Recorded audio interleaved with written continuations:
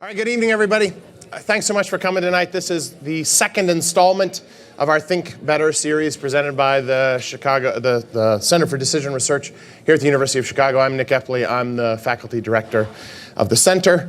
You might want to mark your calendars now. Our third speaker will be coming in April, on April 17th. It'll be Angela Duckworth from the University of Pennsylvania. So we will be sending out announcements about that later. That'll be our last speaker for the year in this series. So actors believe that all the world's a stage, but most behavioral scientists believe that all the world's a lab. We're out conducting experiments all over the place on any given day, in our classrooms, in our museums, in our city parks, along city sidewalks. And our speaker for today, David Yokum, has taken behavioral science to the place that you would expect clear thinking and scientific rigor to show up the least, and that is to the functioning of our federal government. And so he is especially well suited to be our speaker tonight. I'm delighted to have him here. The road to bring David here was a bit winding and meandering. He grew up in Monroe, Louisiana, home to the Duck Dynasty guys, in case you've noticed that before. Not as many academics there. He went to school at Birmingham Southern, got his PhD and his JD at the University of Arizona in psychology. Things didn't start out quite so well for him at Arizona. It turns out the very first year that he arrived, all the faculty that he came to Arizona to work with fled and went elsewhere, which turned out to be pretty good training for what life might be like in the constant chaos of DC. So that actually turned out, I think, okay for him. In 2013, before receiving his PhD, he got an email suggesting that he come and start this sort of new unit that Obama was wanting to run out of the White House, the Social and Behavioral Sciences team, and he decided to give it a shot. He did maintain a foothold, though, at the University of Arizona so that he could keep his stipend because there was no salary for the position that he was hired for in the White House for a couple of years. So he stayed there in the White House until 2016, running experiments of all different sorts of varieties, just trying to figure out how to make the US government function more effectively. And he'll talk about some of those experiments tonight.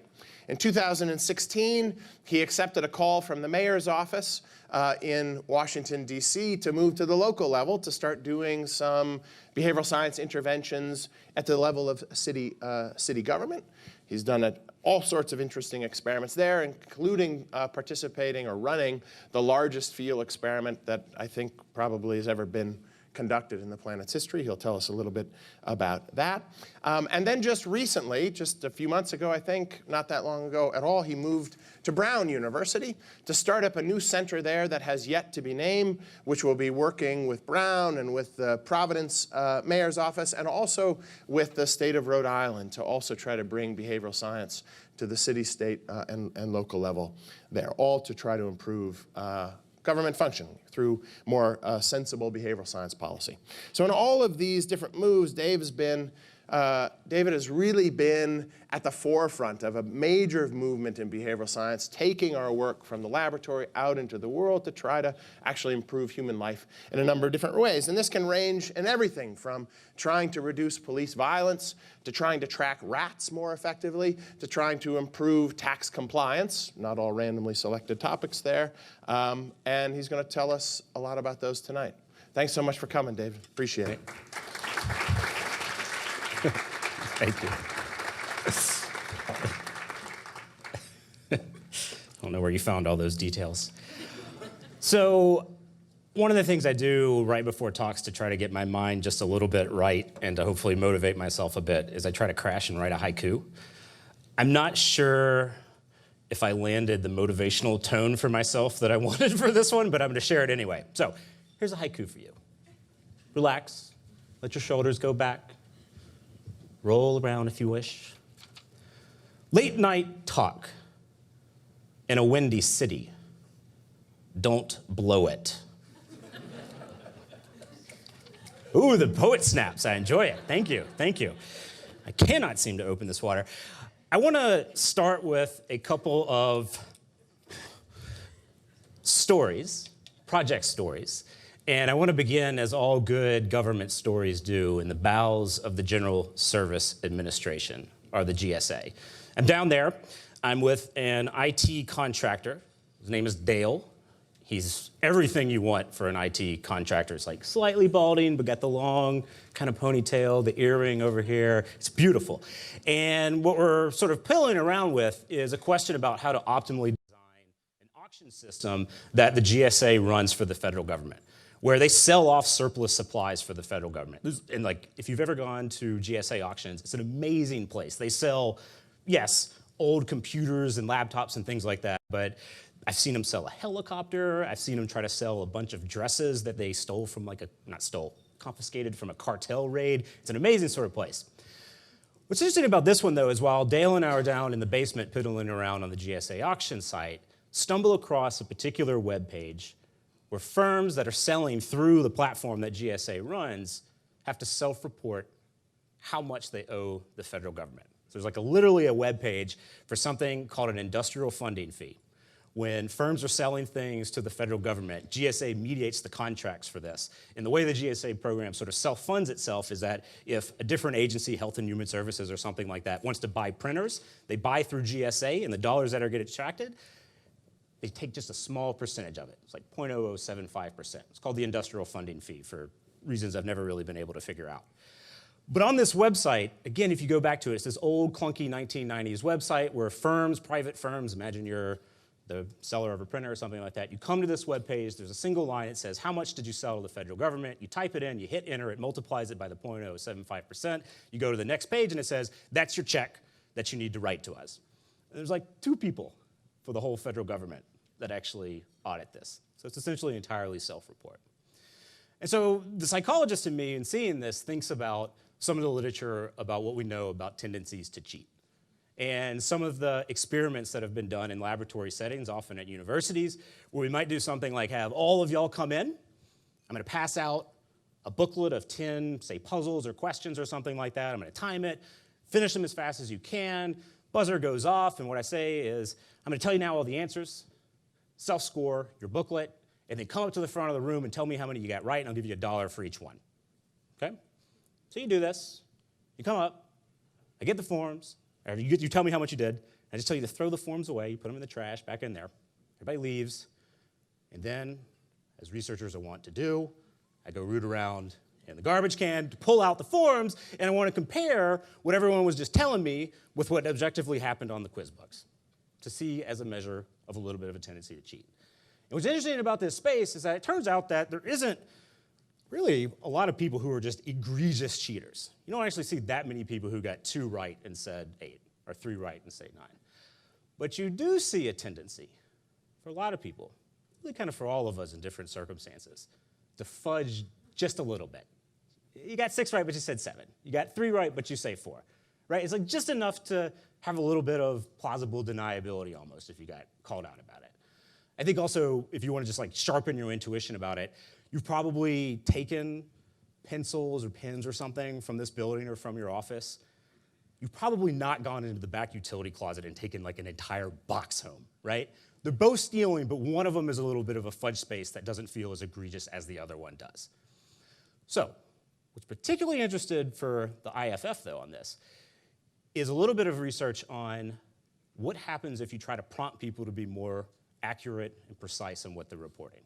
And it turns out that if you ask people to be precise and honest, you sort of make them verbally say that, or you have them sign their name, say, after they've already reported how many they got right, the fudge factor persists.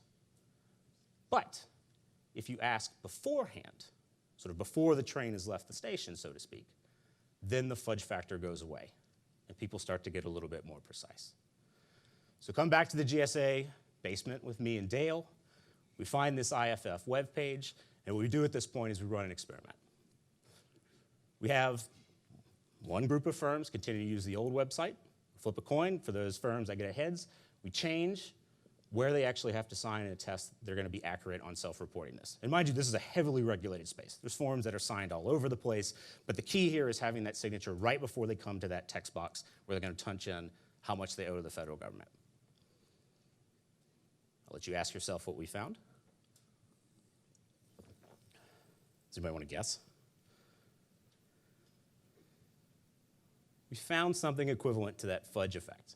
So the median firm that had the signature right before they typed in how much they owed did, in fact, get a little bit more precise. Like the numbers of digits and things get more precise, but importantly, the amount that they're reporting goes up just a little bit, about $450 on the median.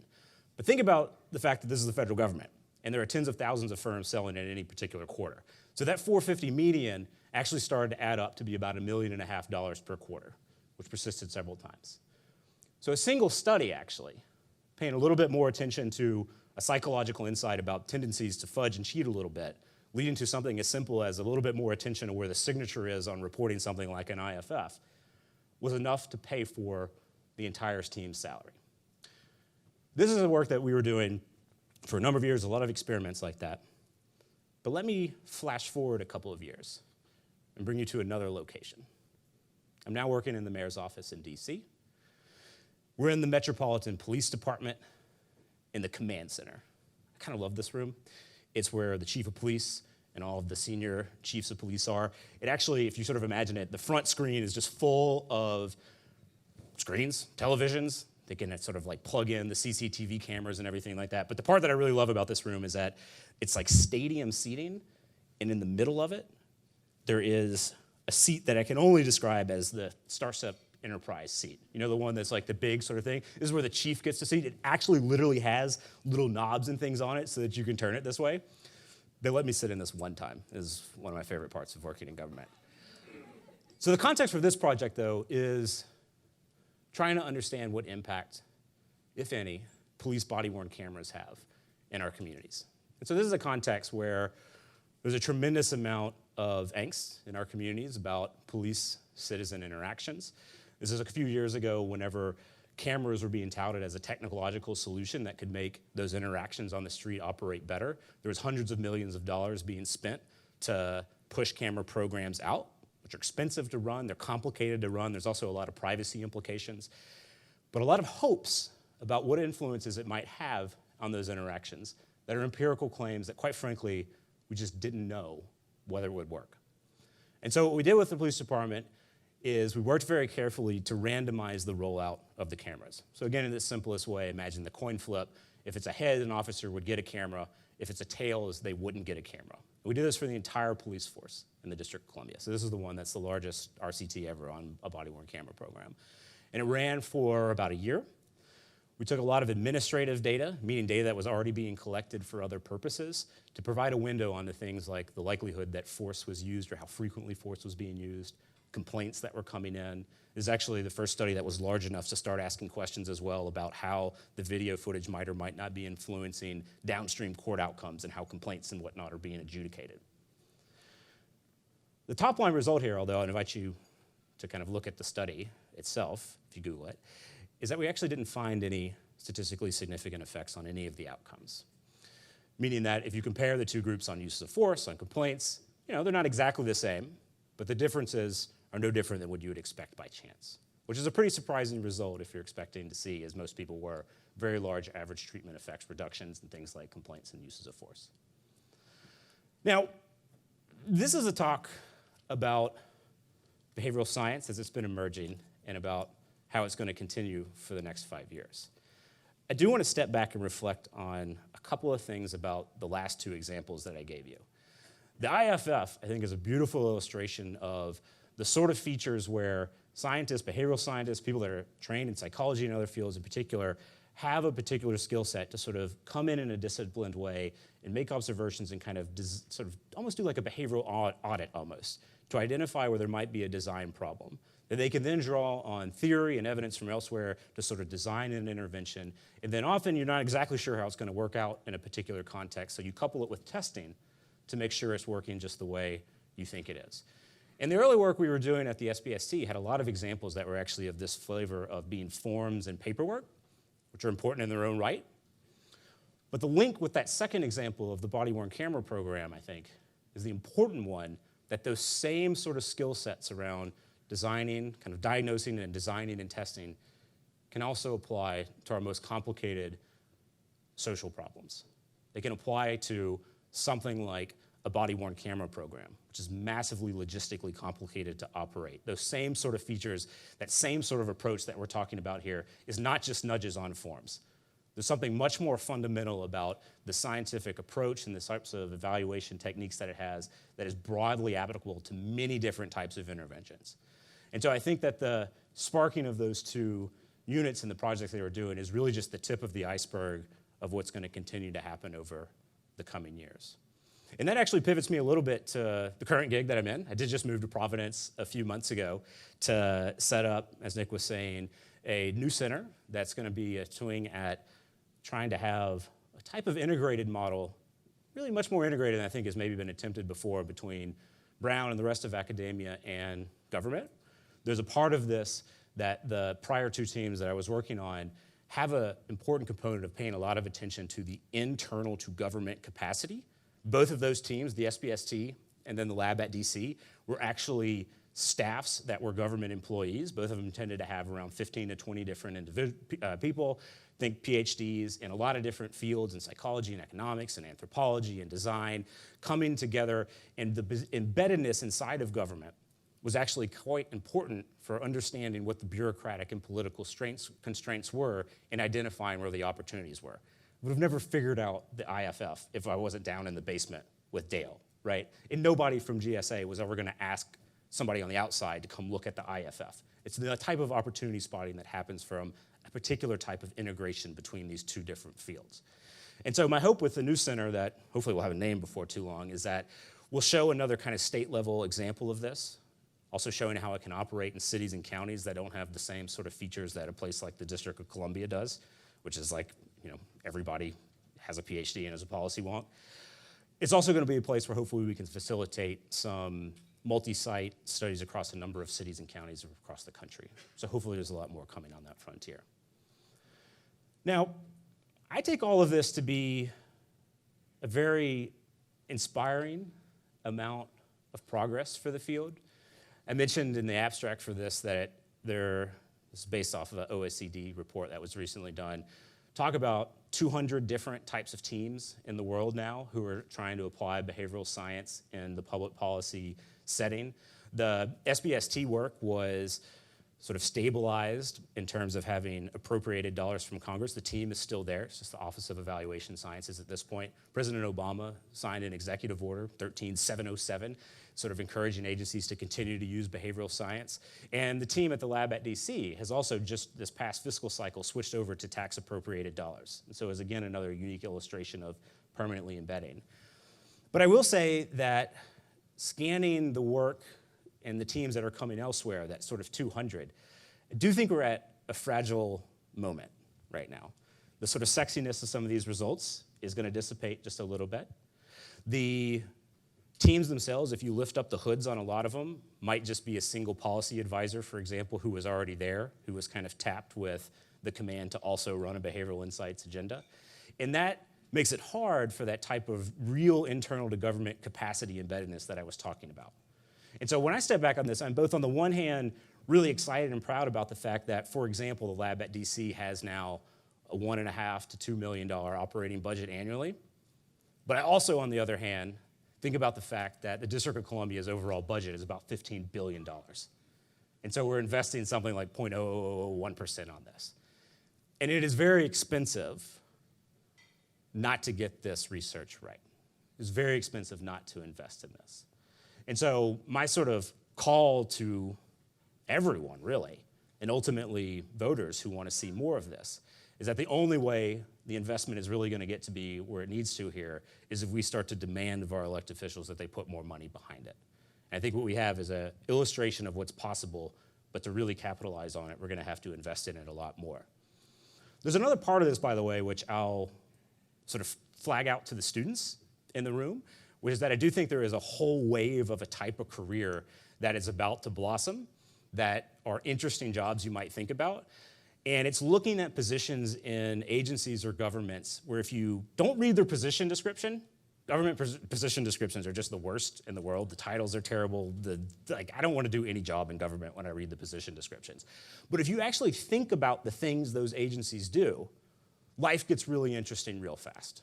So for example, if you were to take up a position as a deputy associate director or something of a Department of Public Works, the types of things you oversee would empower projects like, these are ones we did at the lab at DC, thinking about how to increase proper recycling across the city. We were redesigning labels on garbage bins, signs to place around. We were running randomized field experiments, placing them at different places to sort of optimize the reduction of trash and increase the amount of recycling that's there. Or if you were working at the Department of Health, we had a project where we took a bunch of administrative data about the location of, think like water, 311 complaints, all these things, and tried to build models to predict where rats were most likely in the city. And there's only so much time in the day, and so the team that has to go out and like root out the little vermin need to help thinking about how to prioritize their time. And I think the appetite here for these types of jobs is going to continue to grow. The unique opportunity for you as a student is that because it is sort of new and you have these old position descriptions, I think if you instead ask what's possible with it and you go to those agencies and make a pitch, not for exactly what they're asking for, but about how you can not only do that, but you could also help run field experiments on signs. You could help them figure out how to know where rats are. You could help them optimize the way trucks and bus systems are working. Life gets interesting really, really fast. And you might find yourself in a more senior position than you might otherwise expect because the field is so new. I think 20 years from now, the field is going to have much more people in it, and competing on this front is going to get harder and harder. I'm also pretty just optimistic about the excitement for this type of work to continue. There's another project that we did at the lab at DC called Palooza. We have a lot of paloozas in DC. We have like a pothole palooza, for example, where for a month we fix a bunch of potholes. But this was a bit of a ploy to try to make fixing forms sexy. Forms are serious business. If you get these wrong, people don't actually finish something. But it's also the first impression that government makes, and we generally do just a horrible job at it, right? And so if you have a terrible form at the DMV, it doesn't exactly strike a tremendous amount of confidence that you're going to be able to operate some complex social policy behind it. And so Palooza was a big event. It actually came to be an all-day event on a certain point where we had users of the forms, people from the agencies, psychologists, user-centered designers all coming together talking about the science, and they actually fixed real forms. And we did a lot of work before and after to make sure that this really changed. So if you go to the District of Columbia now and try to get your driver's license or apply for a child care subsidy or send your kid to school, you will actually encounter what I would like to think are some of the better designed forms in the world.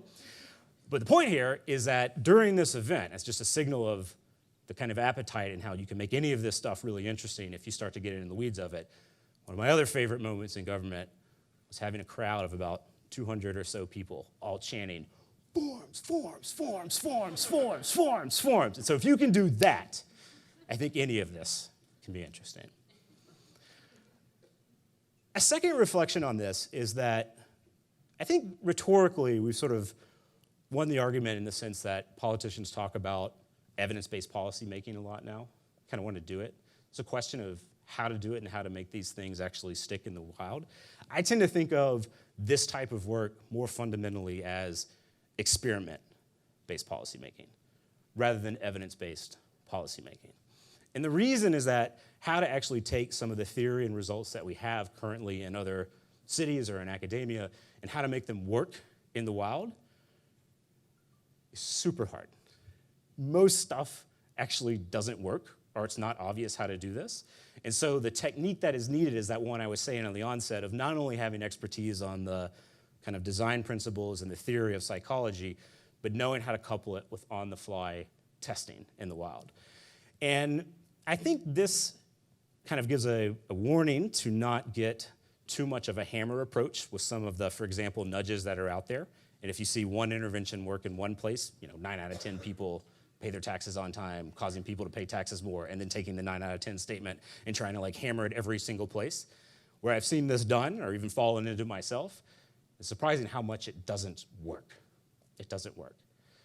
And I think what's actually sort of exciting about this is a comment that I would perhaps make to the faculty in the room or the students who are wanting academic careers, which is that I think we tend to dramatically underestimate how much innovation and creativity and scholarship comes from this type of applied work. I think sometimes there's a sense that there's basic research over here where the creative stuff happens, and there's applied research over here that's just bureaucratic monkeys figure out how to do. In my experience, this has just not been This has just not been the case. And so, for example, we did a very large experiment with the Center for Medicaid and Medicare Services when I was back at the SPST, sending out letters to about 250,000 people, trying to encourage them to get vaccinated for influenza. And one of the interventions that we were testing in this place is something called a implementation intention. It's kind of a mouthful, but it's basically just a prompt where you ask people to write out details about how they intend to implement a plan. And this is something that there's been a few studies on showing that if you send it, for example, to workers at a firm, you can increase the likelihood that they get vaccinated. I've started to see this just get pressed out in lots of different places. I've tried it in several different instances, including with this 250,000 individuals at CMS that I was talking about, and it just didn't work. It just didn't work.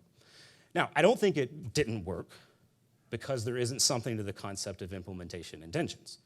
I think what is at issue here is that it sort of prompted a comparison of exactly how we implemented that with how it was done in some of the earlier studies, and started to notice that there were key differences in the other surrounding information that was there.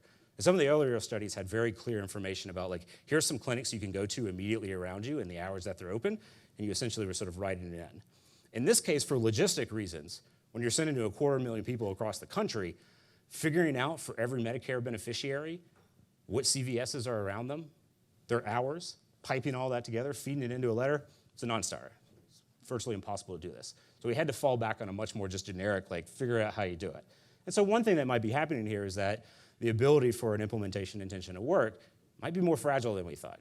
You might have to provide really, really clear information on exactly what they need to do, and if they have to fall back on imagining something that's a little too complex, they can't do it. That's a simple example, but I think what it reflects is that for many of the type of non-interventions that we have, the underlying theory there is solid, and we know a lot of things about how memory works, attention works, but sort of the way I think about it is that you take those, but there's like a panel of all kinds of knobs that you need to know how to optimize in any particular operational setting.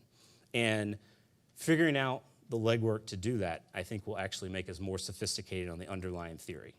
To state that slightly differently, I think the fact that we can't make these more precise predictions is a reflection of the fact that we haven't gotten the underlying theory fully right yet.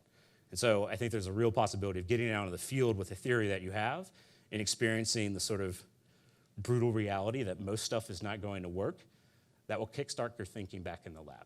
And actually, if you study the history of science, Bell Labs, NASA, and things like that, you'll discover that when people try to apply things is often when a tremendous amount of innovation does in fact happen. So something like Bell Labs, after the gods struck and someone invented the phone, and then they started to go out on the enterprise to figure out how to actually wire telephones across the entire country for 40 years.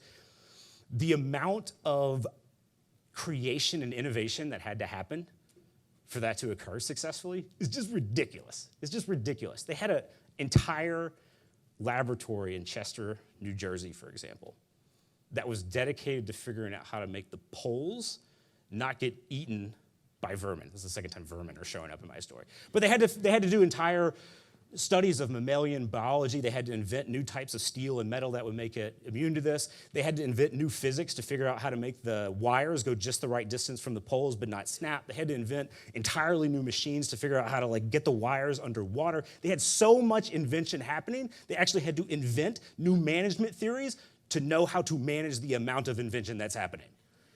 Literally. So I would submit to you it's a very exciting time as we go more applied for the opportunities for innovative scholarship and pushing theory as well. The third and probably final area I want to talk a little bit about, and then maybe we'll stop and chat a bit, is that the psychology of, or sort of behavioral insights into, how we actually think about data and arguments is something that is ripe for more work. Something that is ripe for more work. And this is a type of domain that really is something that I have just obsessed about for the last 6 or 7 years working inside of government, where I think, there's often kind of claims that fly around about people not caring about facts or not caring about data. In my experience, sort of in the trenches, talking to real people individually, this is just not the case. Most everybody thinks that they're acting according to reality as they understand it, and that they're going to act in ways that are based on predictions that they think are sort of factually based.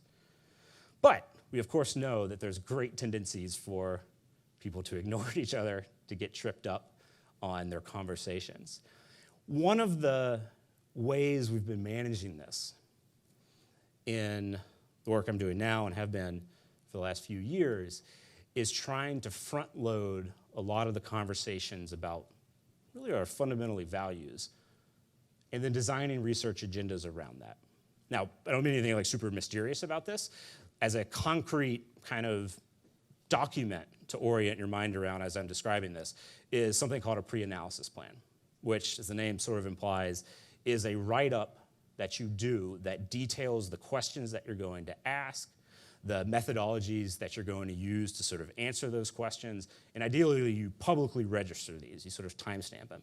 And this is something that has been emerging over the last few years primarily to help get a handle on some of the biases that can emerge related to research integrity. So there's been a number of studies showing that, for example, as a data scientist, when you get into a data set, it's not like there's one clear, objective way on how to crunch the numbers. You actually make a surprising number of discretionary judgments along each step of the analysis. You encounter a funny distribution. Is this number an outlier or not? Do I kick it out or not? Do I do a log transform or not? And what a lot of these studies have shown is that if there's a particular result that you're hoping to see and you're not careful, consciously or probably most commonly unconsciously, you can start to piddle around with those decisions in a way that you kind of drift towards the conclusion you want. If the log transform helps you tip over into that PO4, it's a good idea to do a log transform, right? This kind of a thing. And so the discipline of the pre-analysis plan started to emerge to try to make these judgments about the right method without knowing the impact it was going to have on the final result. So your ability to kind of put the thumb on the scales is deliberately behind your hand. What I have been finding is actually most powerful about this, though, is for facilitating input on those parts of a project that are fundamentally value judgments. So if you think about issues like what's the most important question to ask, how big of an effect size is big enough, how certain do I need to be of that, these are not things that we can answer as a scientist. These are value judgments. These are, I dare say it, political judgments.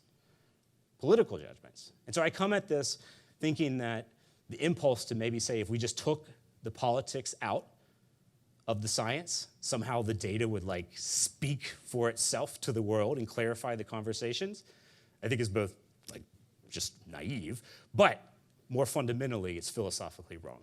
And it's because there are value judgments embedded in all of these projects. And so what we've been doing with the pre-analysis plan is trying to facilitate, before we actually do the study, the stakeholder types of conversations that need to happen to make sure we're answering the questions that are going to ultimately be influential for decisions such as whether to fund or not, whether to staff or not, whether to change a law or not, getting agreement around the methodology that's going to be used, getting people to come in around those uncertainty estimates. And so for something like the body-worn camera project that I was describing, for instance, did about 15 or 20 different community events before we ever touched the data, talking about how we were proposing to do the randomized design. We did these with groups that you might obviously think of, the mayor, the chief of police, and so on, and also with ACLU, Black Lives Matter. We did it with a group of college students, with high school students. We did a number of them that were just open to the community. These were pretty amazing events, by the way. Some of these we did a few of these where they were 2 or 3 hours long, talking about randomization and different sort of evaluation methodologies, talking about coefficient tables and how we were going to present it, talking about confidence intervals, which is something that the mayor's press team warned me was the craziest idea and it would never work, but we did it anyway. And then if you like treat people like they're smart and walk through it and talk through it, they're not like impossible to understand concepts. You just need to invest in it. But we did all of this, locked it in, publicly registered, by which I mean put it online, it's timestamped, you can see it to this day in a way that we can never go back and edit it, ran the study, came back, did the analysis that we said we were going to do. Now there's also some analyses that we didn't know we wanted to do that we did. So the idea of the pre-analysis plan is not to prevent you from changing your plan, but it is to make it transparent if you do. And so if you want to make changes, it's totally fine, but you need to justify why you did. And you can see here how, in some sense, you're doing a political move. I'm taking the politics out, but in some sense, doing a political move to where if you suddenly want to change your method, you better have a reason that's pretty good, not like, I didn't like the results, right? And so the conversations that happened on the heels of this were, to my mind, incredibly refreshing and different. We did another 15 or so different community events. It turned out, like I said, that these were null results. And some of the dialogue that happened was not quibbling with the methods, which is what my prediction is of what would have normally happened if we had just come right out with the study. Because people already knew what we were going to ask and measure. We weren't trying to convince people to pay attention. We had already done that. They were actually eager for the result. We were actually getting calls for people that wanted to know what it was, like the hunger for the evidence, which is like a pretty unique experience as a scientist working with government often. And the conversations really shifted to sort of what to do next. And I think that's one of the things that if we can manage the values, the emotions, the political judgments better, it'll increase the likelihood that our scientific results are influencing outputs. And I do think that is a type of inquiry that psychologists and behavioral scientists more broadly have a lot to bring to bear. Because we do know things about motivated reasoning. We do know things about how people parse facts and whether they develop trust in others. Can we use that information not only to sort of run policy experiments, but to fundamentally change the ways in which the scientific process is integrated into government? And in some deep sense, that's really what I often think of the mission, to the extent I have one, is about. It is about actually trying to weave the scientific method and tools into the day-to-day bureaucracy and political realities. And to do that, we need not only really, really good science, but we're going to need changes in those bureaucracies. We're going to need cultural change inside of government. Okay, so I talked a little bit about the need to invest more money and talent inside of government, hopefully to fuel more rigorous experiment-based policymaking, not just evidence-based policymaking. I've been talking about leveraging pre-analysis plans for managing the politics of this type of work. And I think with that, I might stop to talk about it all. So thank you.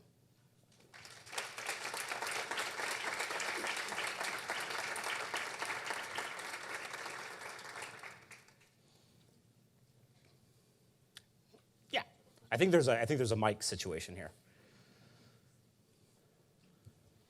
I find anybody's use of the word political being very provocative. I mean, I've worked in some major banks. It's not in government, but you get two people in the room and you got two different politics going on. I mean, there are different things behind it. So when you talk about politics, what do you really mean by that? I mean, that word means so many different things to very different people. So I think in day-to-day interactions, when you get in front of individuals in a room, it's mapping back into really kind of discussions about what people care the most about in their life, what they're prioritizing. And I think if you're having it at that level, it can sometimes lead to clarity about trade-offs that need to be made. And do we want to invest more time and research trying to make progress on this health issue versus this education issue?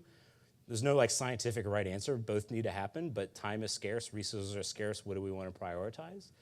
And I don't know, I find that a lot of times if you skip too quickly to just pitching your paper or your evidence and you don't slow down to get those value conversations right, people just talk right past each other, right? And this is a very everyday thing, right? I mean, if you talk about wanting to criticize a policy or something like that, if you imagine, I don't know, let's say you're going to try to criticize your boyfriend, girlfriend, your spouse. You don't come in hot with just these are all the things wrong with you, right? You start with I really love you, and these are we share these common goals in life, but why don't we? But in a lot of policy discussions, I think we go straight for the throat and don't do that. Yeah, you feel free to. Can't take that on that responsibility. Quick question on the body cameras experiment. So I know the experiment showed that there wasn't a significant difference, but is there any theory to back up that result? Besides common intuition, should show a difference given that people probably act more carefully when they're monitored? Well, I think the proposition of cameras was always asking a lot of people, right? So, I mean, it's mapping on some of the literature suggesting that, Hawthorne effects, this kind of stuff, that when people are being observed, they tend to act differently.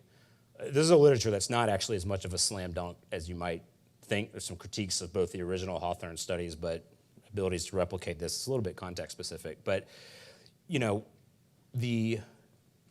requirement to sort of notice the cameras and then to modulate your behavior in what is often an extremely intense situation is quite a lot to ask.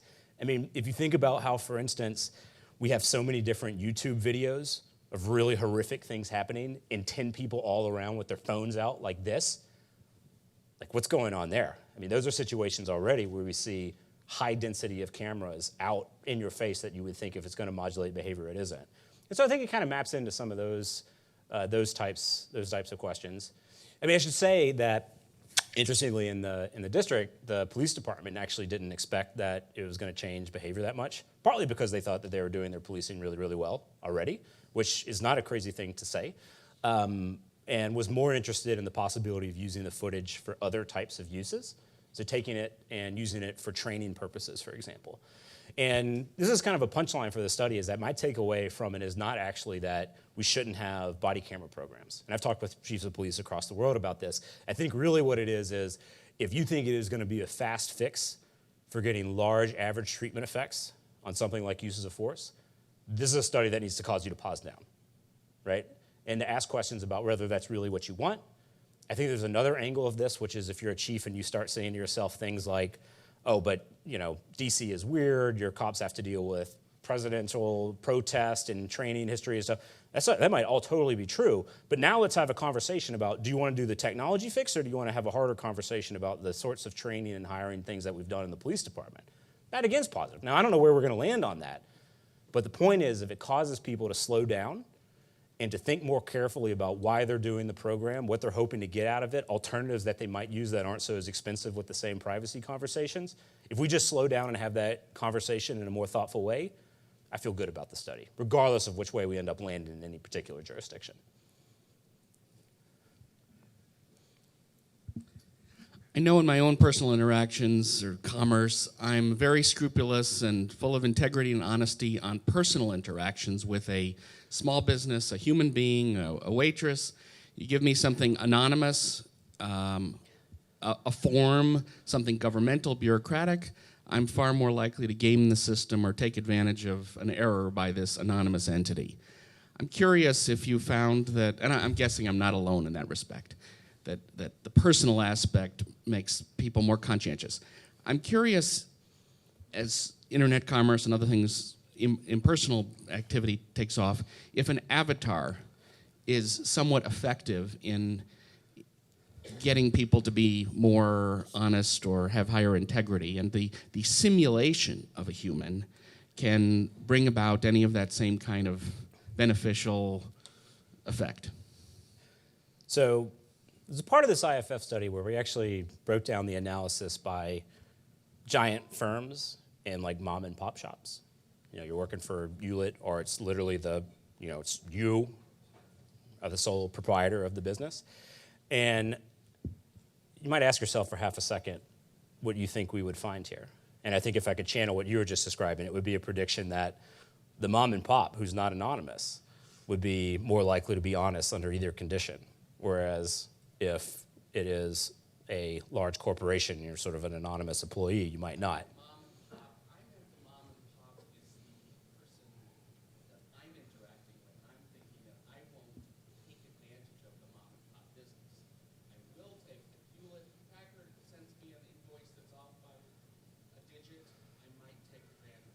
You want to stick it to the government. Okay, you want to stick it. Well, let me. I'll come to that. I'll finish, since I teed up this difference between small and large firms. I'll finish the result here. At least my prediction was that the small firms. Well, actually, I keep forgetting what my prediction was. It was actually a signal of how fuzzy it was. But we actually found that the effect was larger for the large firms, which I think kind of surprised me, where I was thinking that individuals would get more kind of meticulous about it. Now that I see the result, I can tell the story in the opposite direction about if you're an employee of a big firm, they're like, screw it, I'm not gonna play around, I gotta type my name into this, I don't wanna take a risk on that front. But it's actually a beautiful example of one where we took bets kind of around and asked lots of people their predictions, and it's one of those classic situations when I tell the result, I was like, oh yeah, of course it was, but I had the data on the predictions and nobody knew. Actually did the same thing for the body cam study, by the way. We took, at all those community events I was talking about, we actually polled everyone on their predictions. And after the results came out, there was like a couple of places that was trying to sort of write about how it was obvious and was able to just like immediately shut it down by sharing the data on the fact that people's predictions were kind of all over the place on this one. As for the avatar, I don't know. I mean, the part I'll say is that for some of those original experiments, they were done in an environment where you were coming up and telling your answers to a professor. And so I don't know if you want to stick it to the professors in the same way you do government. I'll let the professors maybe take you up on that one. Hello, thank you. Whoop, whoop, whoop. Oh. Hi. You've talked a lot about applications in, for police body cams or for taxes and payment. I know the literature has a lot of behavioral applications for healthcare. Which applications do you feel are most primed to be advanced in the next 15, 20 years? And what applications in government do you feel we are not paying enough attention to right now? So there's a lot of opportunity in really all of the spaces. I mean, I could have just as easily given examples and did a lot of work in the healthcare space, for example, when the Affordable Care was getting rolled out, which is a nice example of a place with a lot of complicated politics, money behind it. We were actually in the Humphrey building, which is maybe the ugliest building inside of federal government. We had like a war room in the inner bowels of it, no windows. That was all about the communications that were going out about the plans themselves. I think healthcare is a place where those insurance decisions are about the most complicated decision environments possible. You got to know about finances, you got to know terms, you got to think about death, it's super, super hard. Similarly, there's a lot of work going on in the finance space, if you think about the CFPB and things like that. If I were to say there's a place that's often neglected, it's frankly the bread and butter government places. So one of the things I'm working in Rhode Island on right now, amongst things like these bigger kind of health issues and things like that, is the DMV. The DMV, the stereotypical terrible government place, Department of Motor Vehicles I'm talking about here. And to my mind, it's sort of another category of example, kind of like forms, sending a really terrible first impression that also cause people a lot of headaches and sometimes keep them out of a program. DMVs are a place that are sort of miserable, particularly if the license is a barrier to being able to drive and things like that. It can cause people a lot of problems if they have to keep going in and not having the right documentation, and particularly if they're people that have employment problems and kids and things like that.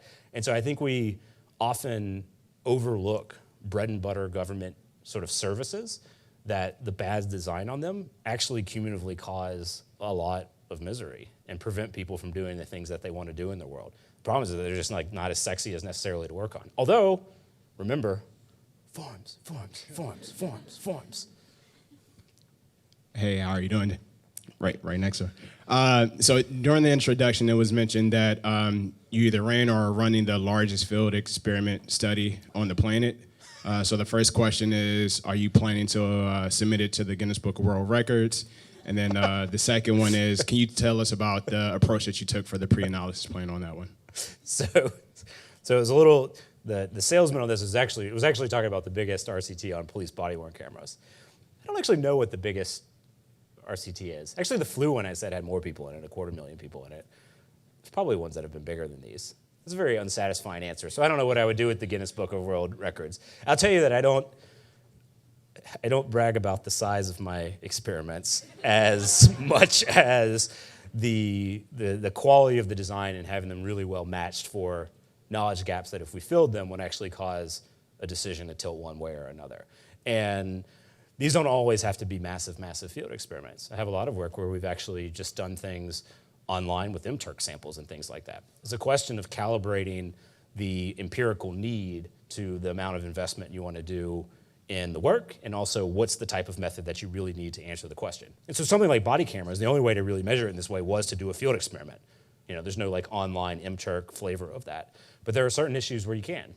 And if you can figure out how to answer these questions in ways that are faster and cheaper, then by all means, we should. Hi. So you mentioned the suboptimal investment in this kind of research, despite the fact that it kind of results in these substantial savings. So do you think something like a social impact bond could encourage research or investment in this research by giving investors kind of a return on those savings?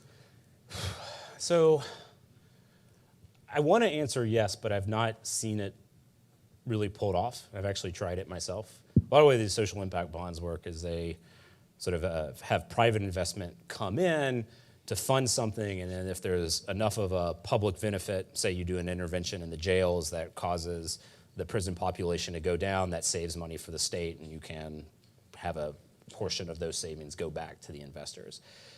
It's really hard to get the contracts details on these like commonly negotiated. I also think the time horizons that often takes for these studies to operate are ones that cause investors to get jittery on if they start to think about the fact that elected officials are going to start to change and they start to have questions about whether the contract is going to be honored. I'm not exactly sure how to answer that. And I don't know, there's a part of me that also worries about certain places that are unlikely to have massive like cost savings not getting invested in properly. Like there are certain things that we probably need to do in the world that are just going to cost money. This is not all about saving money, right? I mean, to give the IFF example, it was really nice that that happened because I needed to ask for money and so it was like helpful. But this is not just about saving money. We invest in government to give public goods to ourselves. And we sometimes make decisions as a community that we want to spend money doing that. Parks, libraries, things like that. It's hard to know how to quantify the immediate economic return on it, but the benefits for human flourishing that come out of it are tremendous. So I don't want to sort of have the funding argument get restricted to those types of activities amenable to a SIF, even if we could figure out how to get the contracts right and could convince people that they weren't going to get screwed by political changes. So I love the idea, but it just doesn't seem, I don't place a whole lot of eggs in that basket. Is that the expression? So I'm going to ask this as a yes/no question, but I'm hoping you'll give me more than It's like a presidential debate. It's just simpler to ask as one. I'm not going to do that now that you framed it that way. I don't blame you. I deserve it. So you talked about like the biggest thing is, or not the biggest thing, one of the big things is driving culture change. And so how can we use this kind of randomized testing and structuring experience to drive culture change? It seems like a lot of what we've talked about is operational or functional change. But how would we structure to, or I guess that'd be more than a yes/no question. So It's definitely not a yes/no question. So can you use the same kind of research or structure to drive cultural change, and your thoughts on that? Well, yes, you can, is the short answer on this.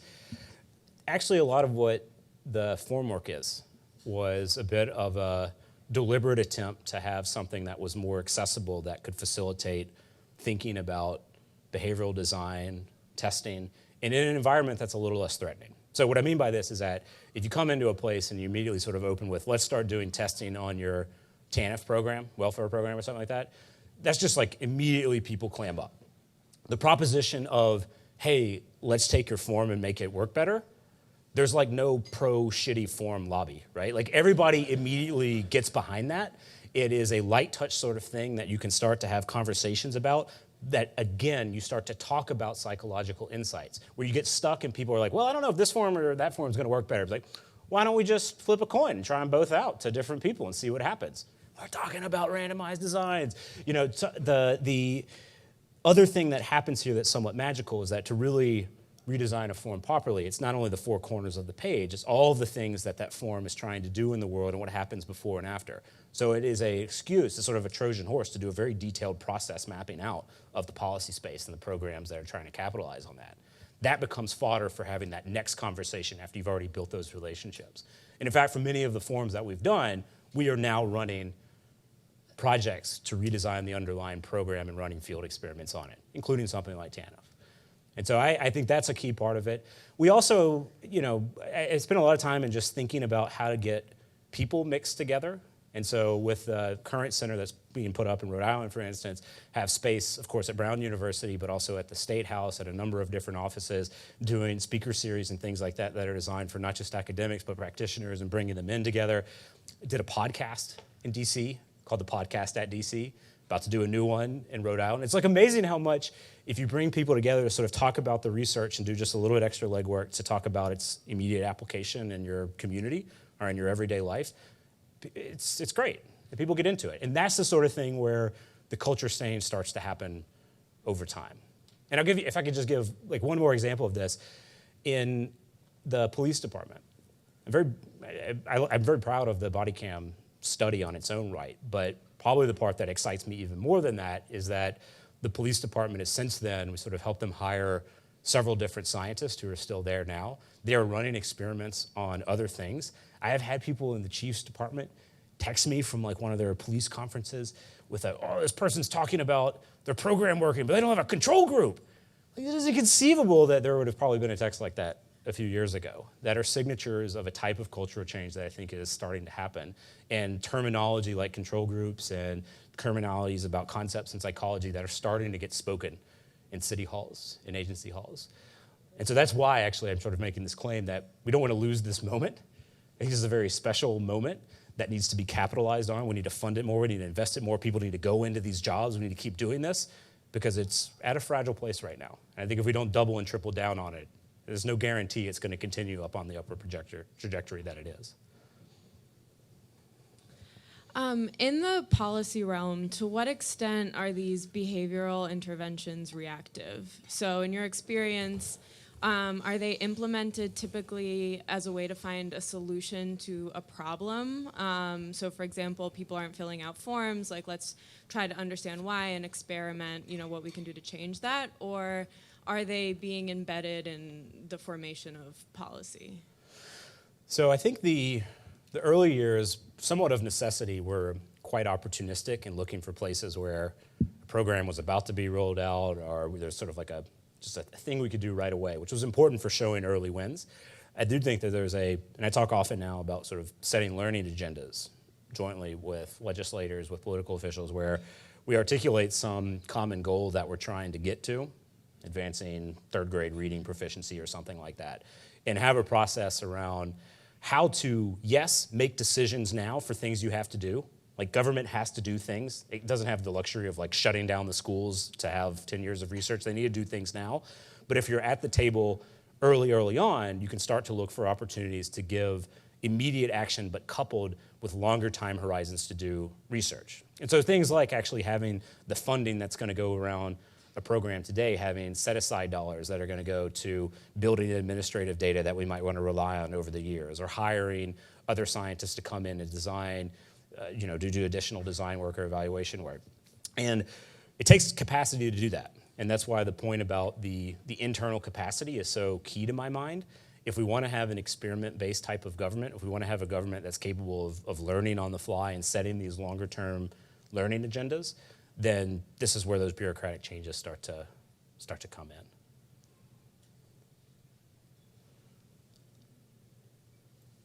All right. Oh. One more question.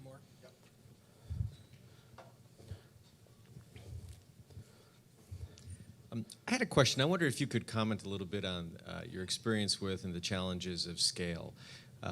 Part of what you talked about, for instance, when success in one area doesn't lead to success in another area, as somebody who has spent their career in policy, I find so often there is this challenge of scale, that something done small does not necessarily work large. And I think this came out in some of the questions too.